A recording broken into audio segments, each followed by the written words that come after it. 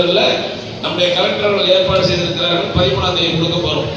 அது இல்லாமல் கூடுதலாக சேர்த்து நலத்திட்டங்களாக சேர்த்து 4500 பேருக்கு வழங்க இருக்கிறோம் என்பதை நான் இந்த நேரத்தில் தெரிவித்துக் கொள்ள விரும்புகின்றேன்.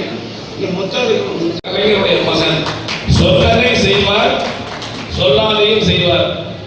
1000 ரூபாய் கொடுத்துட்டு இருக்காரு. நான் கலெக்டரை வச்சுக்கிட்டு சொல்றேன், யார் யாரெல்லாம் மகளிர் உரிமை தொகை 1000 ரூபாய் வாங்குறீங்களோ அவங்களுக்கு வாழ்த்துக்கள்.